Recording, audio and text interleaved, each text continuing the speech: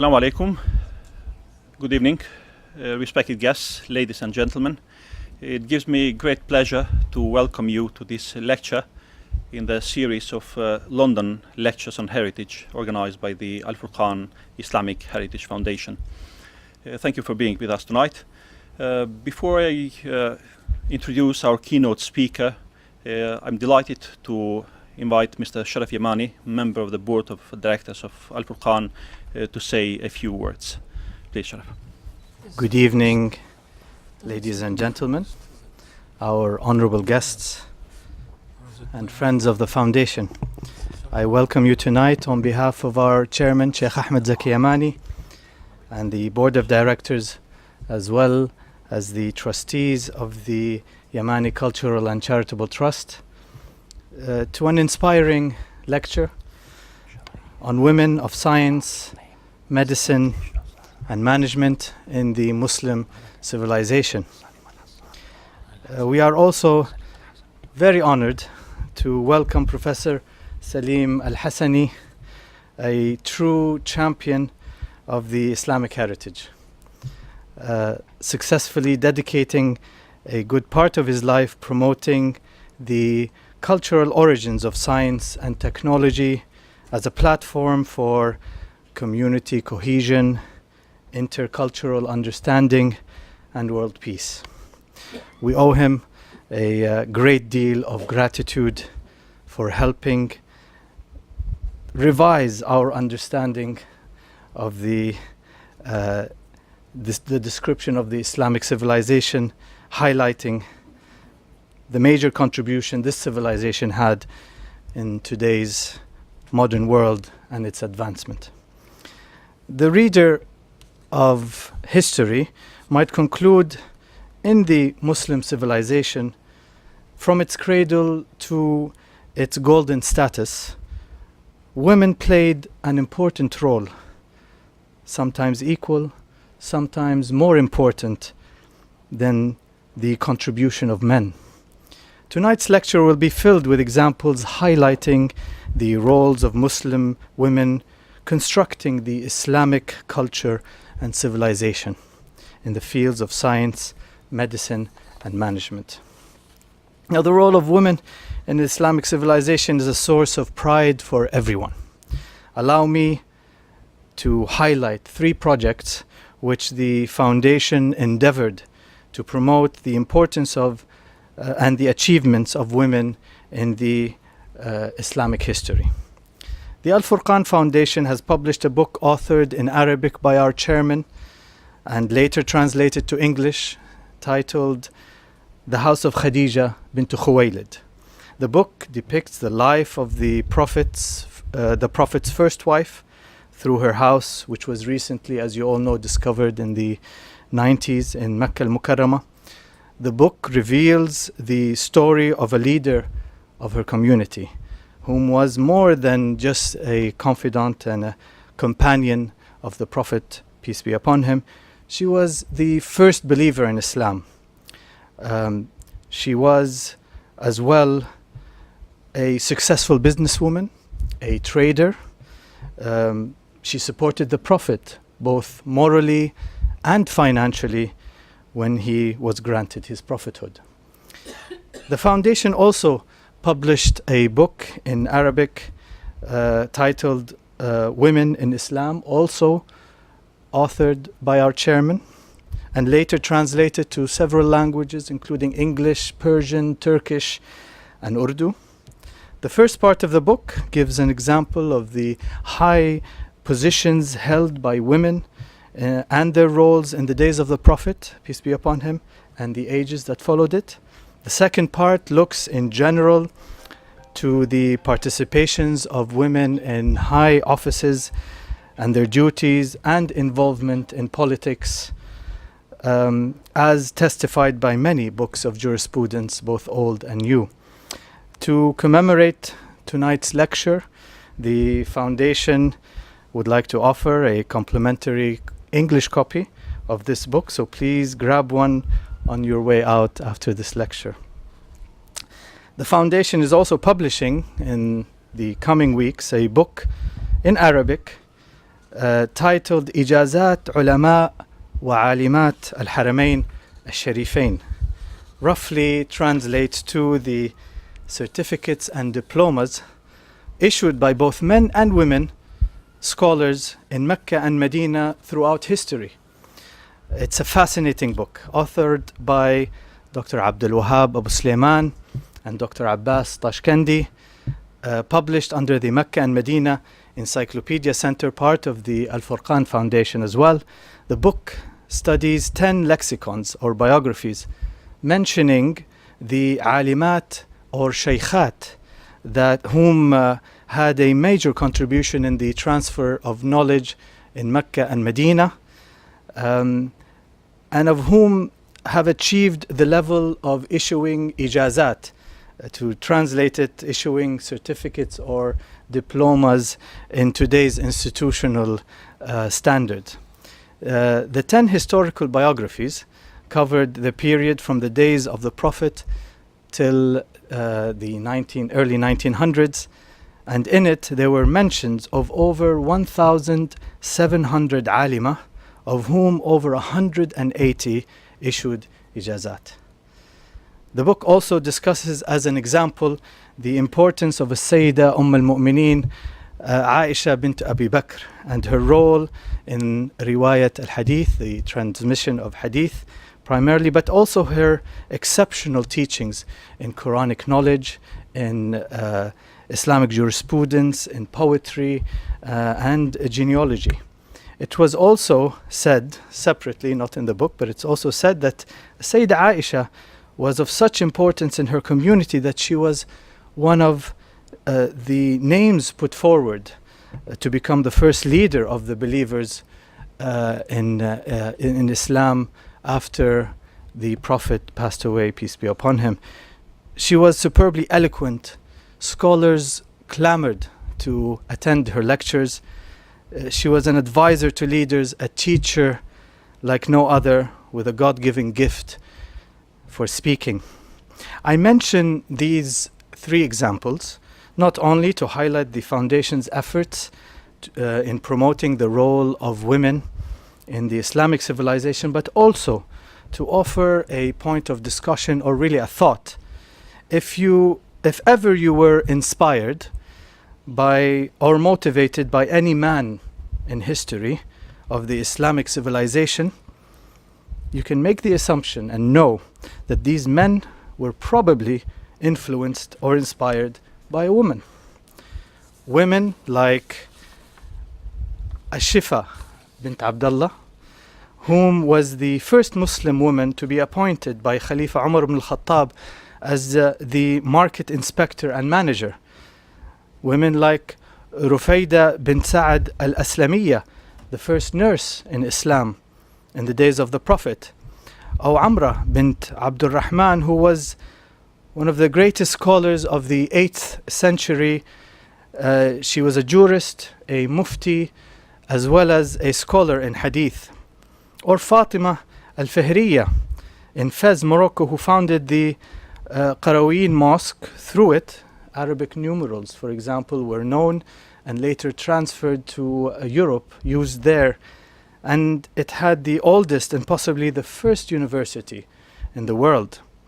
Fatima of Cordoba was the 10th century librarian who oversaw over 70 public libraries which contained more than 400,000 books.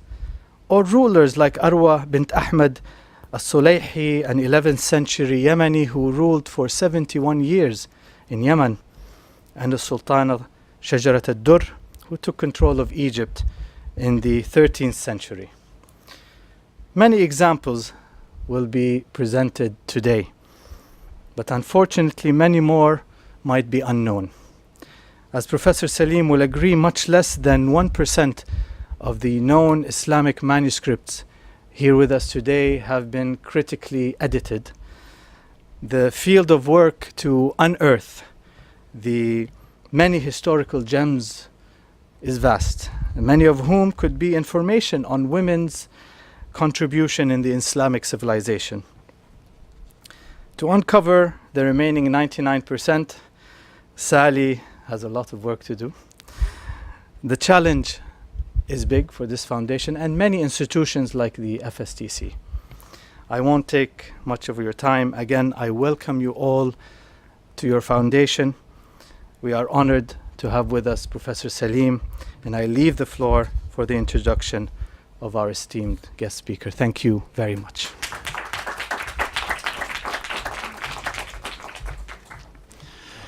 Thank you, Sharaf. Respected guests, in light of the growing importance of the subject of gender and women in society, and taking into consideration all the misperceptions and the stereotypes of the role of women during the Islamic era and as well as today, we have chosen to tackle in tonight's lecture an interesting topic that hasn't been given the befitting share of interest and study which it deserves. Namely, the contribution of women in science, medicine, and management, especially as one of the aims and objectives of our foundation and your foundation, Al-Furqān, is to shed light not only on the richness of the Islamic heritage and civilization, but also on another very important aspect which characterized this heritage and civilization, and that is diversity. There were many women and men from all walks of life, from different backgrounds and cultures, who contributed in building the great Islamic civilization. Tonight's lecture, entitled Women of Science, Medicine and Management in Muslim Civilization, will bring visibility to some outstanding women scientists, doctors and leaders, which will not only deconstruct the existing misperceptions and stereotypes vis-à-vis this issue, but it will also provide strong role models to women considering such careers. Our guest of honor tonight is Professor Salim Al-Hassani, an authority in the sphere of Islamic scientific heritage.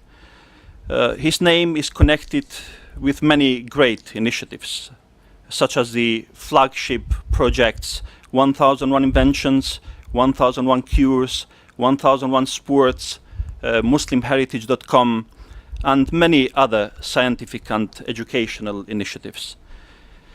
A few words about Professor Al-Hassani. Professor Al-Hassani is president of the Foundation of Science, Technology and Civilization, otherwise known as FSTC, based in Manchester, UK. He is Emeritus Professor of Mechanical Engineering and a Professorial Fellow in Humanities at the University of Manchester. He was awarded Fellowship of the British Science Association for his work on the promotion of science within Muslim culture. He is founder of the portal MuslimHeritage.com. He has published numerous papers in international journals and books. He is editor of the book, the well-known book, the flagship one, 1001 Inventions, The Enduring Legacy of Muslim Civilization, which is published by National Geographic with a foreword by His Royal Highness Prince Charles. He has received numerous international awards and has been repeatedly mentioned amongst the world's most influential 500 Muslims in the category of science and technology. Indeed, we are honored to have Professor Salim Al-Hassani with us tonight. So please join me in welcoming him to the stage to address you. Thank you, Professor Salim, for coming tonight. Thank you. Assalamu alaikum, good evening. After these two introductions, I'm completely flushed out. The expectations seem to be quite high. This is not really my forte. The subject is very specific.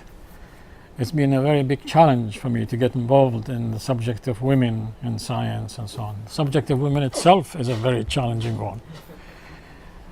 But it was necessary because of the last 20 years or so of science and the history of science. But let me just sort of something relevant that I looked at yesterday, and there's a website which says that it calls itself, it says, it's challenging you, said if you look at Google and search for women in science, right, it seemed to sort of takes you mainly to names of white women. What he meant by white is presumably being Western. And what he was saying is that unfortunately, while these achievements of these women are indeed important, they are not so important that they excuse skipping over entire cultures and time periods such as the golden age of Islam. So together, let's celebrate the women that history almost forgot. Let's be better than Wikipedia. Now actually, I thought that was something very interesting to use as an introduction, because it does have a problem. Now this morning, as I was leaving my home in Manchester, a radio program was started, and this was from this famous lady, of course, as you know her, Yasmin Al-Abarai. She's quite prolific, presenter and speaker and so on, and very outspoken. And she had a program today called The Vibrancy of Islamic Culture, and she was looking at, particularly on the subject of women, what happened, you know, from Puritanism, how Muslim cultures turned grey. In a way, how did it change? So it means there is an implicit recognition of the position of women in the Muslim civilization was a lot better than it is today. So this is something very interesting. Now, of course, this subject brings me to another challenge that I have met in many lectures that I give, and particularly in the United States. When I attended, there was a big conference on entrepreneurs, and there was a session by women, and they were purely run by women, and they were effectively talking about the suffragettes and the women movement, and it was a feminist meeting. So I said, look here, Salim, I'm going to go there. And I went in there, and I was a very old person sitting there, and they were wondering what on earth this old man is doing here. So of course, when I raised my finger to make a comment at the end, they picked me up quickly, because I have something to say. And I mentioned it. I said, look, I notice until now, you're struggling in the West to try to get the rights of women. All right? And when you look today at the subject of sort of, if you look at today's women in the West, you find, well, that's really, they are quite good, but they need to get more jobs, more equality, and so on. And when you look at Muslim women today, you probably think, oh my goodness, you know, they really are having a bad time, right? But if you look at the pictures yesterday and the day before and the yesteryear and the centuries before, you'll find that Western women and all these pictures actually are coming down, and therefore the position of women in the West has been evolving from worse to better. It's been improving. But if you look at the position of women in the Muslim civilization, Muslim culture, you find that actually these pictures, they seem to be reversed. They were better yesterday, and even better. So the graph of development of the Muslim women, the status of Muslim women from the time of the Prophet, peace be upon him, until now has been decaying, right? And in the West, although it's been really bad until suddenly there was the Industrial Revolution, and then it's picked up from the 1800s.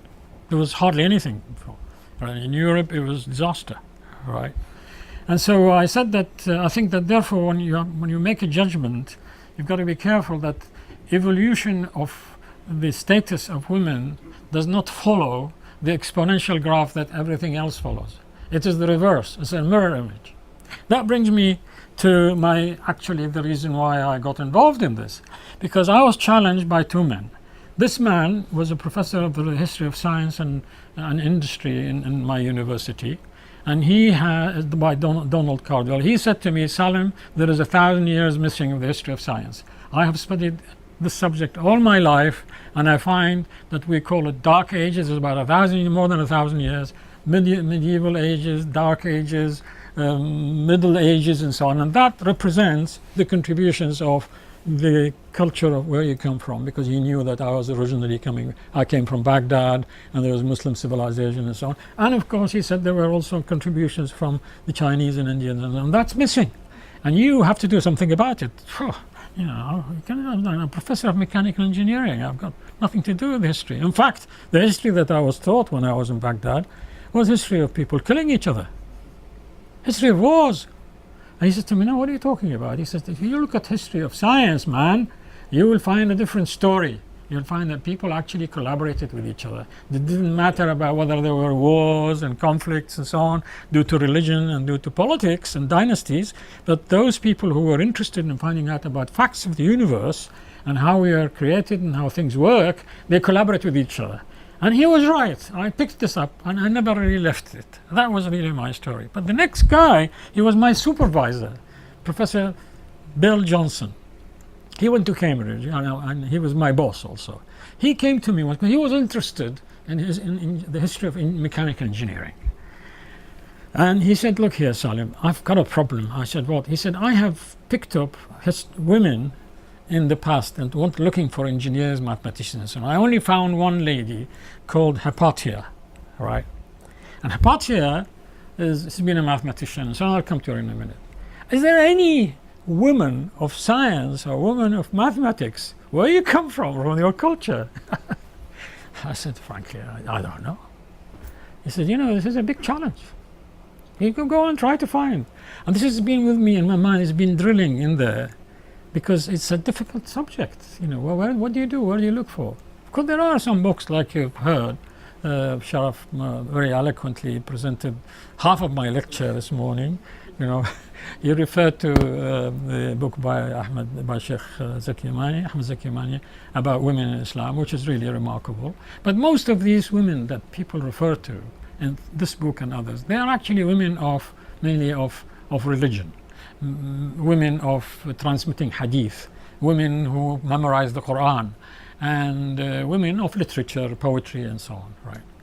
But that is very important, because if women in the Muslim culture had a role to play within religion, in the inner sanctum of people's faith, and women were, you know, dynamically involved in it, this is something really very unique, because in other religions, and even in Christianity we have today, it's a big problem.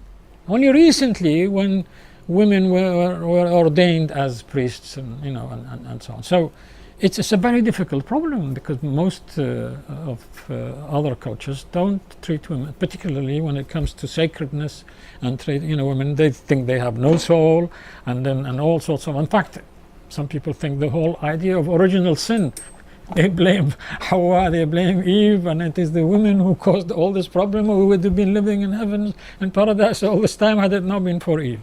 That's the sort of, you know, background. So that is fine, you know, but the problem is that if women were so good in this inner sanctum of Islam, and you know, and they were involved in the teaching and spreading of Islam and so on, so it's all the more logical that they should have been also involved in other aspects of knowledge. But where are they? That's the question.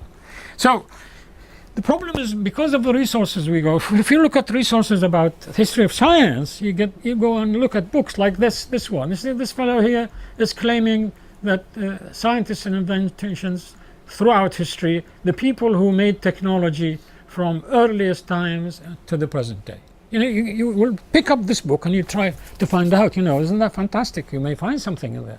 Well, not only that you don't find any woman in there, right?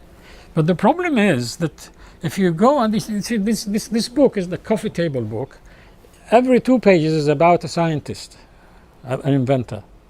And this one here is page 14. Right? And therefore, next one to it, about Archimedes, page 15, 14, 15. If you look at the date, right, that's he picks it up in chronological order. Right? So that's the 14th. The next one, you see this? Can you see the date? Complete jump. Nothing. You know, just and that's what Donald Cardwell was seeing. That's what he was telling me about. He says, look here, this. So, not to speak about women, I mean, this is not even men. Nobody exists except only those few European scientists. Anyway, and then of course after that you get Leonardo da Vinci and so on. Now, if you go to the US government page of the National Institute of Standards, there is a historical review about technology, which is mainly clocks, of course, because that's how technology started, making clocks. And, you know, it has under the title a whole section. You can go and look at this, and it says, walk through time. Totally neglects clocks in Muslim civilization, with only one small mention of the Chinese.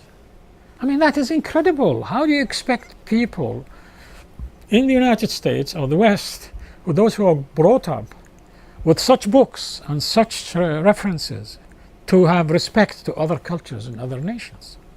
This is incredible. It's not fair for the Western people as well, because it's really, you're having a blinkered view of the world. You totally neglect more than 70% of civilization. So, but okay, you might say, all right, well, let's look at recently. There's a recent book I just looked at. It's 8th of September 2016. The lady says, she's well known, it's Kate Pankhard. Now, she is talking about great women, right, who, fantastically great women who changed the world. And she picks up those names. Look at this. This is a recent book. Total neglect of other cultures. Right. Anyway, let's look at the timeline that she has produced. This timeline, you may not be able to see this, but you see from the word 400 BC, so 400 CE, is it, or BCE? It's not even big. And that is Hypatia. And then there is jump to 1678. And again, nothing. No Indian, no Chinese, no Muslim. What kind of world are we living in? Anyway, into summary, you look at the textbooks in schools, in physics, maths, chemistry, biology, engineering. They all share this problem. It's a big challenge, actually, to try to change the perceptions of people. If you don't work on such books and such data that are disseminated and given to our children in school. This is a summary. You find that there's some information about the Greeks, some information about the Romans. There's a huge jump, which is called Dark Age and Medieval Age. Then you get the Renaissance, the Industrial Revolution, and we have modern civilization. That's what you have. And that is men and women, right? Now, of course, what it should have is the contribution of other cultures. If you fill in what the Muslims and Chinese and Indians and the African, South American Incas and so on, this graph will be full. So it's in the human contribution. It's expected. Humanity, God created human beings to be creative. They are always inventing things, right? It's not unusual that and everybody, when they are confronted with a problem, given the right environment, they will solve the problem, isn't it? I mean, we all had to solve problems today to come here, right? Except that they are not registered inventions. How to find the taxi and try to be here on time. These are all challenges that we all had to overcome. All right, but those that contributed to the solving of problems and making major contributions to civilization, they normally find their way into books and so on. And unfortunately, they are absent from the books that your children and my children read. So, that's what it should be. And we need to remove that amnesia. Of course, I picked up just in random about 600 names in here. In Muslim civilization, if they were alive today, they will all be members of fellows of the Royal Society, straight away, because they had enormous contributions. And there are some of them are Jewish, some of them are Christian, and some of them are women as well. Now, well, there is another one. The planet Venus has got certain geological signs, like in the moon. You have moon craters and they are named. In the moon there are some Muslim names, you know. But you go to Venus, because it's a lady, the name lady. So I thought I'd pick up on Venus and find out what they say about Venus and who are the ladies that they mention. Right? In this, there are hundreds of names, including Greek, Persian, Buddhist, Hindu, but only one Arab pre-Islamic goddess, Allat. Unfortunately, they picked up a non-Muslim. The Muslims tried to negate Allat wal Uzza. They picked up Allat and they put Allat in Venus as a famous lady. What a catastrophe, really. It is really disheartening. You know, going and seducing Antonius and so on. You know, it's really remarkable. So that is interesting. Now, I tried to look at Chinese. There are only two Chinese. One of them very ancient, in the year 625, and she sort of lived for 8 years. Empress Wu Zetian. And the other one much later, in China, in the year 1835. There are a few others that came afterward. Then I picked up here and put some Persian queens. Quite a number of very interesting, you know, queens. They were around King Khosrow, around 630, and that's just the beginning of Islam. There were quite a number of ladies who were very powerful and influential in Persia, around, you know, the family, the wife and mother and sister and so on of Khosrow. All right. So these, I couldn't find. I mean, you know, you can help in finding out, and so on. The Indian women begin to appear with some substance much later in time, after the Mughal Empire. When Muslims came to India, women began to sort of have appearance, and there is one that I will bring up. Anyway, this is there are one or two important ladies in the world. In Germany, Saint Hildegard, she had actually written 2 medical works, which is very interesting, and it's famous, called Physica and Causia et Cura. But again, it's sort of after, it's in the 10th century, and there's quite a lot of information about her. But it's just somehow a fluke that comes up. It's just like a dot in the sea. You don't have a huge number of such ladies, and that's why you find even those ladies that you find as queens or in other civilizations or cultures, they are odd. There are some circumstances, either a king dies and his wife or his daughter inherits, and then she's surrounded by supporting men, and then she rules, right? And that, what I mean by a ruler is also manager. I mean, when you rule, you have to be a good manager to be a ruler, and that's what I call management rather than authority. And so, but you get these odd women that my real interest started is when I was looking at the history of science, and then I come across a sentence that Al-Biruni has said. Al-Biruni was a great famous Muslim scientist, you know, polymath in many subjects. They said that he's written something like 200 books, you know, mathematics and astronomy, and even the history of India. Indians, they cannot find any better book about the history of India than the one written by Al-Biruni. So he says in one of the paragraphs, he says, I would have not been able to accomplish my work had it not been for the help of Allah and Rayhana. Oops, hey, there is a lady there somewhere lurking in the background behind, right? So there is something interesting in here. Of course, Rayhana there were 2 Rayhanas, I think, in his life. One of them was the wife of the ruler of Afghanistan at the time, Ghazni, right? And because he supported and she supported Al-Biruni as a sponsor, But there was another Rayhana, because this one that he's referring to is one who was actually helping him in the writing and researching and so on. And you find quite a number of women who appear inside manuscripts, right? They're not authors of manuscripts, but inside you find there is a name mentioned in acknowledgements and so on. That's really where the difficulty is, that you cannot find a book like, I mean, there are mentioned about number of manuscripts that we're told that there are about 5 million manuscripts today in Arabic, right, in the libraries of the world. And only 50,000 of them are edited. That's what we're told. 50,000, you know, it's incredible. 5 million still waiting to be looked at, edited and searched properly and read properly.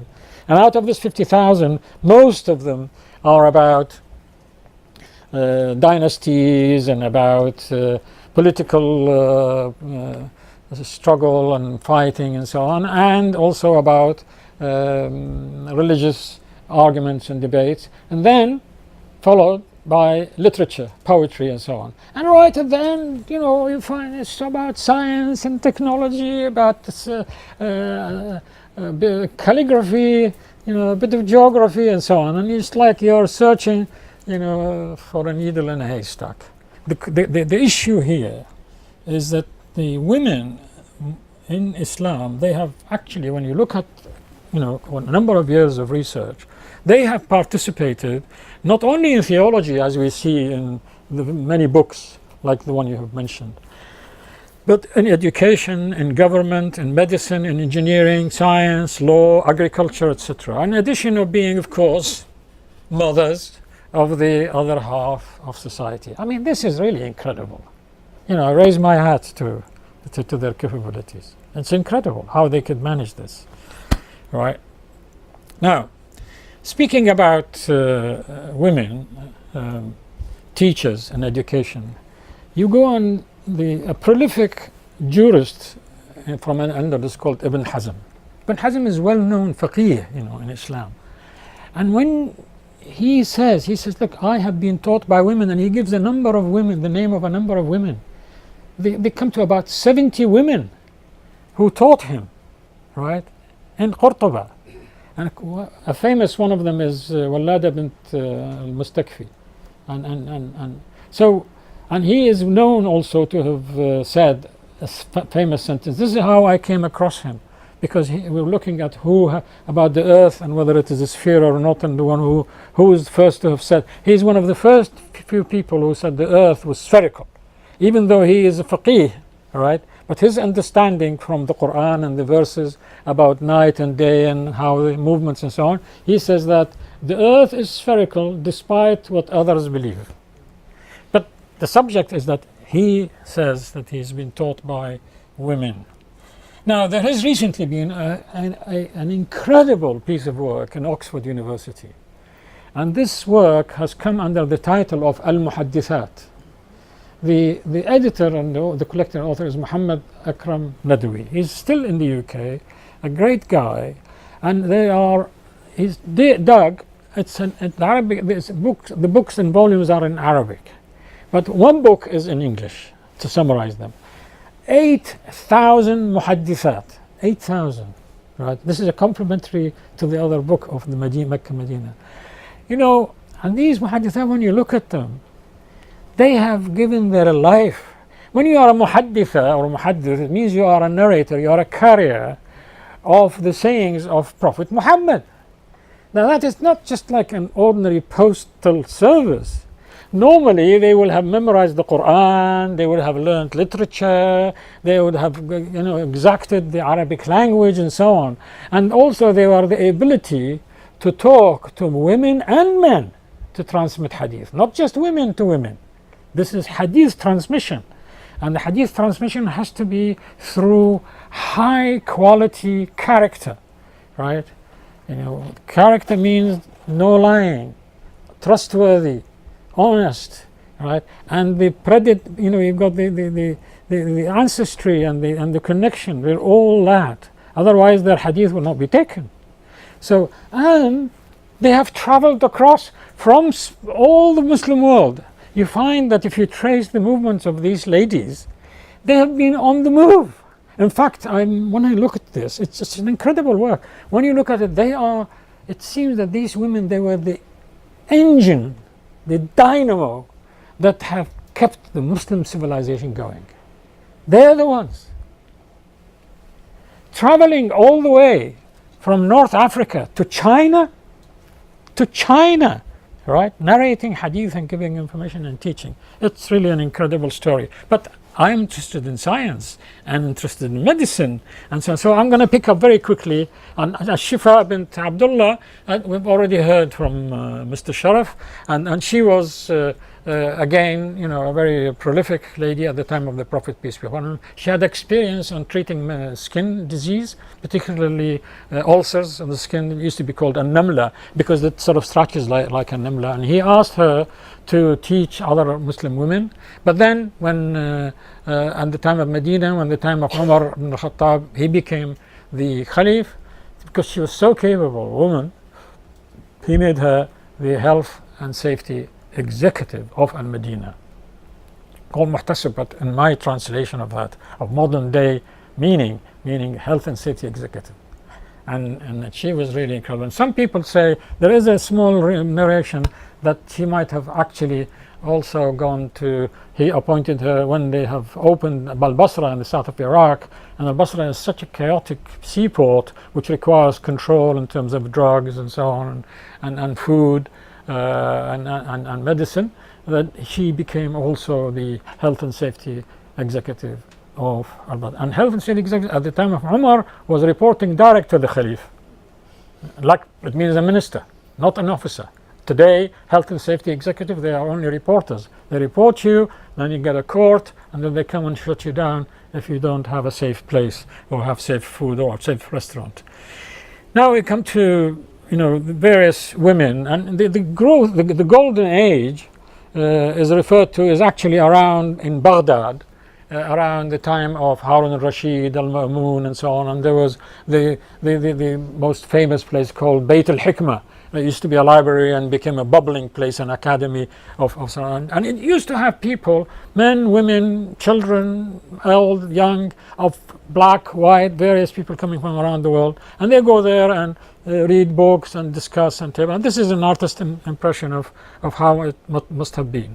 Now, at that time, at Harun al-Rashid's time, right, but Baghdad has just been built, right, just been built, and you're talking about 801. That's how long ago. You get a Harun al-Rashid want to give a present to just show you the type of science and technology at that time and how thriving it was. He would give a present, a machine like this, and send it to Charlemagne, right, the Holy Roman Emperor, who was seated in Aachen. He's the one who has united Europe. And he would give them, he sent this clock, it's a water clock. When it arrived at the court of Charlemagne, he and his court, they were scared. They thought this must be some genie inside. Right, that was how it was. The Dark Ages. Right? So it shows you how dark it was in Baghdad. Right?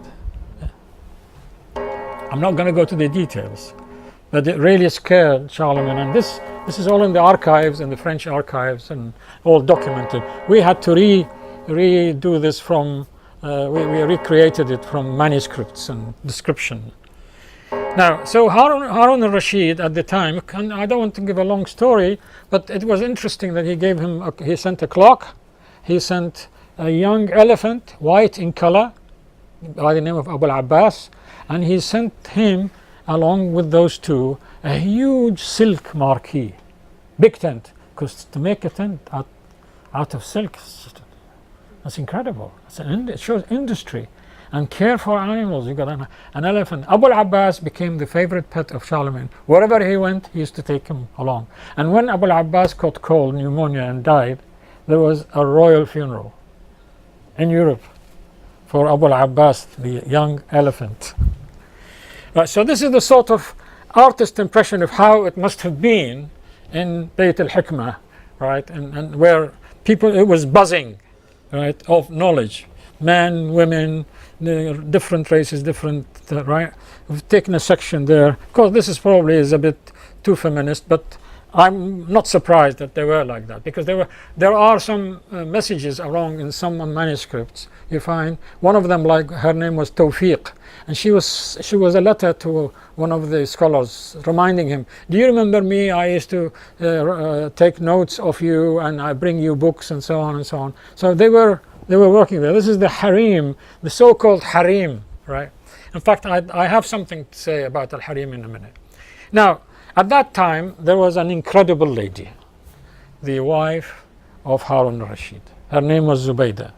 I mean, this is just, you can write volumes about her.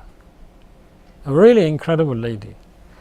Her palace, when you reach the palace, you hear humming noise coming out, and it's the sound of the Quran, of so many ladies reading Quran inside her palace. When she went to Hajj, this is the wife of Harun Rashid, the one that you just saw, that high technology, and that's the sort of atmosphere. When she went to Hajj once and found it so difficult along the road, and the lack of water, the difficulty on the road, and also when she arrived in Mecca and the difficulty of life there, and so on, she decided on a formidable project. And she not only donated the money, she has project managed it itself. And that is, it's called Darb Zubaydah. All along from Baghdad to Mecca. Baghdad, Medina, Mecca. All along. Can you imagine this distance? It's like a highway. The road is there, but to clean it properly so that people find it easy to travel, and putting every few kilometers a well and a caravanserai, which is like a hotel, right, for people to live there free of charge, funded by her waqf and the state. Harun al-Rashid almost divorced her because she was bankrupting the state. And she was so obstinate about this, when they brought her all the accounts, and she made a celebration when the project is, to monitor the project about halfway through, and they brought her all the accounts, she said, I don't want to know about the money. Even if every strike of fas, every darbat fas is equal to 1 dinar, it is worth it. The project in Mecca, when you go now outside Mecca, they call it Nabi' Zubaydah. She brought water from the aquifers outside Mecca, from near the desert, and brought water. There's no pumps. This is all about, engineering. This is civil engineering and hydraulics, and bringing water. And some of this water still feeds Zamzam. Right? Now, I've got some. She says that even if it costs 1 dinar, I've got pictures of these along the road, right? And really, it's a long story to tell. That there are some of them are still there. These wells and waters and so on, they are still there, and the structures are all over the way, all the way to Mecca, and you find some of this one here.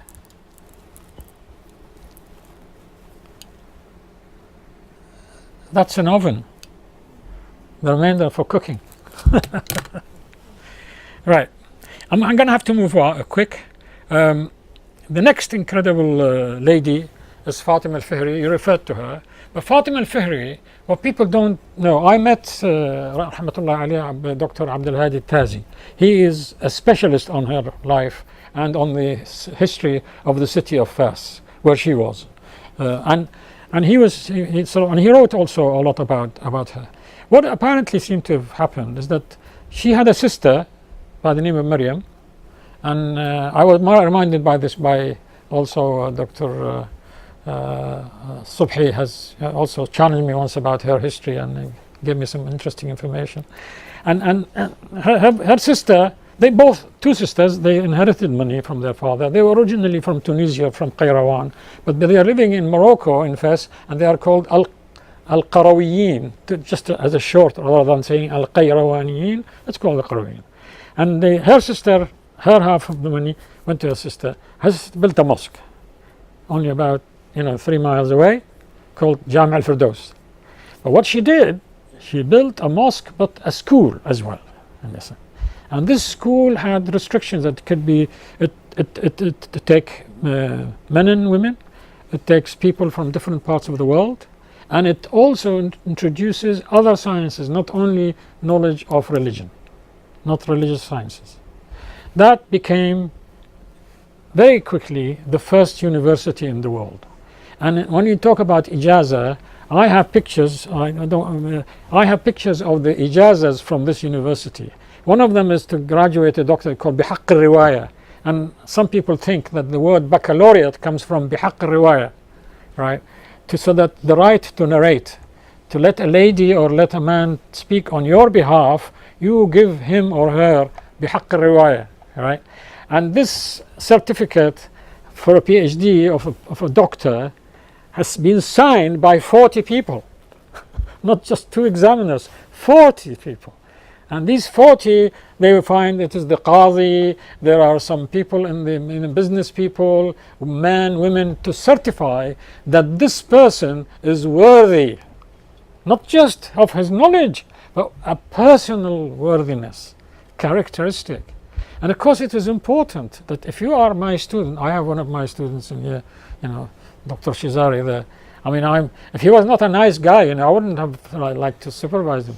I mean, even if he starts not nice, he becomes nice when he becomes my friend. So they have to carry my message, because you always go there, so I am a student of Professor Salim Al-Hassani. If he's a rotten guy, what kind of reputation is going to give me, right? So the Haqq al-Riwaya has with it the good character, and they, in some occasions, they swear, they write, and they swear by the Quran that they will do this, and they will not do. And in medicine, it's called the Hippocratic Oath. Right. The Jami'at al-Qarawiyyin still exists today as a university from that day, and still gives degrees, and it's there, right? In fact, some people say the concept of the word chair, professor, chair, the chairman, the chair of a department, comes from the kursi. The kursi is of the sheikh, the kursi of the ustad. And you find these sketches in manuscripts, that the ustad is sitting high, right, and the students are looking up. So that's the kursi, that's the chair. And that chair is, and there are some very interesting stories about the way the chair and how it developed. And also some people refer to the head gear that the students wear in graduation as being the amama, right? And in some occasions in Jami'ah Cordoba, they actually use the Quran, right, to put on top of their head as a sign of allegiance, that they give an oath to say that they will behave themselves when they get this degree. But that is not quite authenticated at the moment. Next lady that we want to look at, Fatima Ferry, when she built that, she became in charge of the project. She didn't just give the money like her sister gave her money to build the mosque. She wanted to supervise the building, and she had put a design requirement, and the design specification said nothing should come from outside the land. Her land, everything that the building has must come from the land itself. The water, the wood, the stones, everything comes from that land. So Jami' al-Qarawiyyin was built from the land itself. It's an incredible story, this. But also, because it's such a big challenge, I hear from Dr. Abdul Hadi Tazi, rahmatullahi alayh, that on the day of inauguration, the opening ceremony, and they used the shovel, and she put the shovel to open and say Bismillah, she's declared that she will be fasting every day until the project finishes. Now, it took 13 years. 13 years. Daily fast. Of course, sometimes some ladies don't fast certain days, right? But continuous, right? This is really an incredible role model. A 23-year-old taking a project like this, that all universities of the world should know about her. Not to speak of Muslim ladies, right? Unfortunately, the battle now, the struggle in Muslim societies in trying to liberate women, they take women from the West and so on, and American, superstars and so on. They take them as role models, because this is the sort of, and they take the suffragette movement as a role model. But whilst when you go on for women like this, they are a better role model, because these women have not only achieved, but they achieved within their own moral structure and moral framework. Yeah. Now the next lady we have Tarash is Maryam al-Ajliya al-Astralabi, originally from Baghdad, but then later in Halab, and in the time of Saif al-Dawla. She used to make astrolabes. Now to make an astrolabe is an incredible difficult process. If she has actually if she has learned about how to make an astrolabe, then she would have had to use sort of what we call armillary sphere right at the end there on the left hand side. That means to have to trace the movement of the stars, a certain number of stars, and you trace their movement over a year. You trace the movement on the floor, so that you have a drawing of the hemisphere of the sky. You put it into flat. That's what an astrolabe is. But then on the astrolabe you find there are curves. These curves actually, they are the trajectories of the stars as they move. They have the trace on this flat plate, and that takes a whole year of marking on the floor, and then you reduce it and make it into on the brass and so on. And the sizes of these could be small, put in a pocket, or could be large, put it and hanging in a mosque. Now and the picture that you have there is one at the back and the mosque, and there are various. So really making astrolabes is, and maybe that she was only just copying, because her father used to make astrolabes as well, and maybe all she did was copying manuscript. But astrolabes, for each city you have a different astrolabe, because the sky will be different. And astrolabe is like the GPS system. When you point it to the star and so on, it will tell you where you are, it will tell you when is sunrise, when is sunset, and many things, right? An automatic computer, mechanical analog computer calculator. Now we go straight, but of course we have in the Muslim world we have two civilizations fused together, but they are like, they are two wings of a bird, one in Baghdad and one in Cordoba, right? And what's happening in Baghdad is happening also very similar activities, although sometimes there's not much communication between them because they didn't quite like each other, the Abbasites and the Umayyads there. But however, there was quite a lot of activities happening in Cordoba, and you have a famous lady, Fatima al-Majriti. She was an astronomer, and she was also the daughter of a great scientist. His name was Maslama al-Majriti. Al-Majriti means coming from Madrid. From Madrid, the name of city of Madrid was called Madrid because of the river next to the town that the city has sprung up. Anyway, she had worked as a co-author. That's an interesting one, because she's a co-author on a manuscript with her father on Al-Khwarizmi's tables, and how they have corrected it and made all these astronomical tables, made them to refer to Cordoba, and they treated Cordoba as the center of the world, right, to make the references there.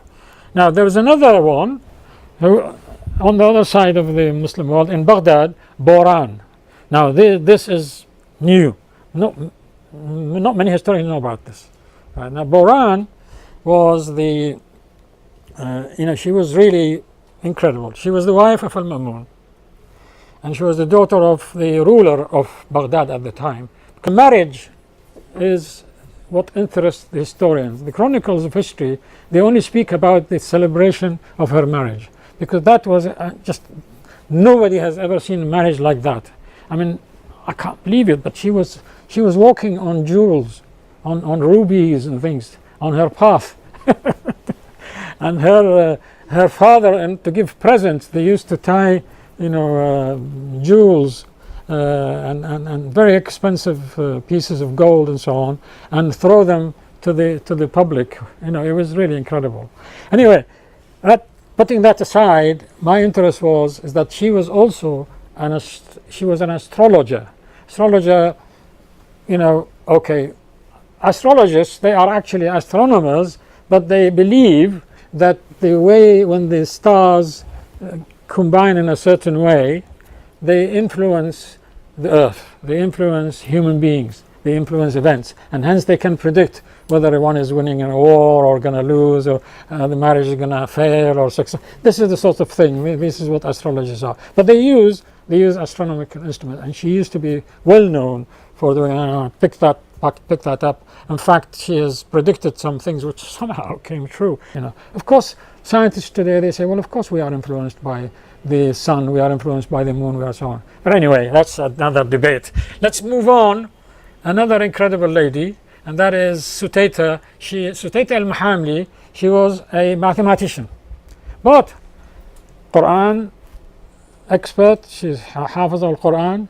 She was involved in the legal jurisprudence, fiqh, and at the same time she was a mathematician. In fact, she was used as an expert witness in courts of Baghdad.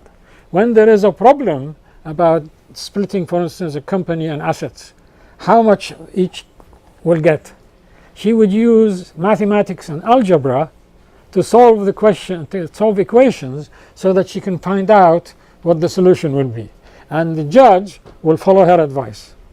I have some of her equations also for those of you who are interested. Right. Now, on the other side of the planet, you have Lubna, sometimes called Labana, mathematician, geometry, algebra, exact sciences and literature, and she was also the private secretary to the famous Khalifa of Al-Andalus, Al-Hakam II. Right. Really, this is, again, you can write a book about her if I can find the information. So, the story is that women have actually participated a great deal. You see that women are lurking in the background there, listening to a lecture, and the guy is sitting on the chair, the chair, right? The sheikh sitting there and teaching, and that one. And then this is here medicine and teaching women how to take pulse and so on. And then you've got here the women. Why I was interested in this, because whenever we have a meeting in Islamic societies and mosques and so on, you find that they put the women at the famous Ottoman physician, Sharafuddin Sabanjoglu, has had a lot of students, and he was a chief physician in Dar al-Shifa. In here, he's depicted with two ladies, students, who used to work with him. Many women in medicine. I cannot sort of really go into details with them, but you have at the time of the companions of the Prophet quite a number of them they were paramedics and so on, and some of them were acting like midwives, nurses, and almost like pharmacists. Al-Shifa, we have heard from Sharaf about her, and we just heard earlier about her being health and safety executive. Now, there are thousands of writers and scribes, right? Beautiful handwriting. They were mainly women, right? Mainly women. When you see beautiful handwriting from manuscripts, I bet there is a woman who has written that. The problem here, is that you go to some manuscripts, the names have been scrubbed. Now, somebody, I have no proof, they say it's actually a woman author has been scrubbed. Muslim men became corrupt at the latter stages of Muslim civilization. Now, I want to know why this has happened. Why men has suddenly, and this situation, and this is what Yasmin Ali-Bahai this morning, she was discussing with some Muslim scholars in this radio program. You have to look at it and see if you can get it in iPlay. What happened? Now, I have a very simple theory which I have heard from somebody else, which I think may make sense. He says that when the Muslims came out of the first couple of centuries, and they came out and mixed with other civilizations, other cultures, like they mixed with the Crusades, the Byzantium, which is the Greek and influence on the Greek books of philosophy of science that have influenced Al-Razi, Ibn Sina, right, Al-Kindian. They have learned a great deal about science and knowledge from these books, but also they have picked up that these people's idea about women, right, women were low creatures in the West. Then they got mixed with the Persians and the Indians and the Chinese. the position of women at those societies was not as good as it was in the Muslim civilization.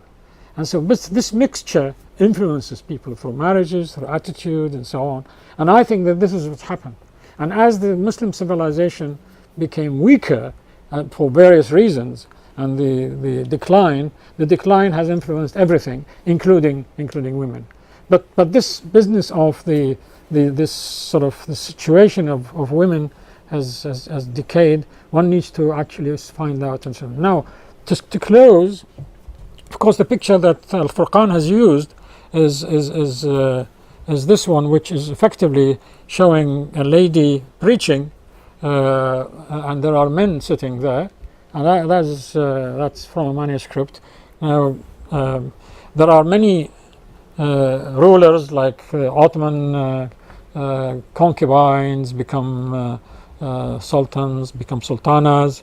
You've got in Africa Queen Amina of Zaria. She has a very interesting story to tell, and she was again like a military engineer as well. And then you've got Sayyidah Al-Hurra that we spoke to about, Lala Sahana from Algeria, who has gone specially to Suleiman the Magnificent to ask him for support to come and help Morocco and Algeria for independence. Shajarat al-Dur, famous. She was effectively the end of the Ayyubid sultanates and the emergence of the Mamluk in Egypt. She has an incredible story. You can make a film about her life, how she has fought and led armies and ruled and reconciled Egypt and saved the Muslim world really from the Crusaders. And then you have all the way far away in India from the Mughal time, you got Sultan Razia. Again, another very interesting story about her plight and how she became, when her father died, and she became the ruler, and so on. Now, what I was trying to allude is that the position of women in science and technology is still yet to be discovered, because we don't really have access to manuscripts. Because to me, I have a theory that if it was good enough for Muslim women to tackle the most sacred, which is Al-Hadith and Al-Qur'an, and transmit and work and scribe and so on, then it is all the more obvious that they could have worked in chemistry and astronomy and so on. But where are they? It needs sponsorship for people to go and do this, because most of the manuscripts are only edited through sponsorship. Why were they political mainly? Because people were interested in politics. Why were they mainly in religious discourse? Because people were interested in finding out what Shafi'i and Hanbali and so on, Sunni, Shia and all that, right? So this is really the problem. So to find out about the contribution in science, that means working with Al-Biruni and others and so on, we need to look inside the manuscripts. We need to look at those other manuscripts that's not been edited. Now, I promised to tell you something about this harem business, but I'll end my story here. When you look at the Western perception of Muslim women, right, it's like the 1001 Nights. Women dancing, Sinbad the Sailor, right, Ali Baba and the 40 Thieves and so on. And when you look at the paintings, there are about 1,000 paintings exist on Muslim women of the East, painted by Western Orientalists and Western people. They all sort of have some sexual origin. And they give you the impression that actually women of harem, they were concubines, they were like servants, owned, prisoners, slaves to one sultan, and he goes there and shop around. This one tonight and this other one tonight, and they will have a booking.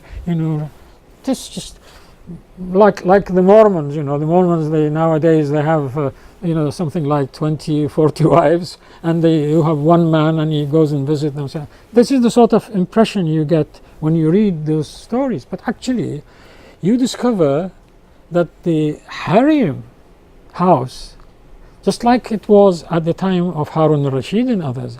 These were the administrative centers of the government. This is how they run the government. These ladies, they are the secretary, the treasurers, the scribes, the writers. They hold the government. This is a house of government. And when you go to the sultans, the Turkish sultans and harem, you find that outside, before you go in, because everybody inside is a female, and female, you don't want them to be covered all the time. They want to be free, right? Because there are women inside. In order to know that a man is coming, because men go in, they have a system. And the system is that just outside, they build the floor of all the rooms and the corridors, they build them out of marble. They put qubqab, you know, the wooden sandal, wooden shoe, the clogs, huh? Only men wear it. And they put it outside. So if a man comes in to the harem, will change the shoes and go into those, and then qop, qop, qop, qop, qop, they know that there is a man coming. And then they will then put their attire on and so on.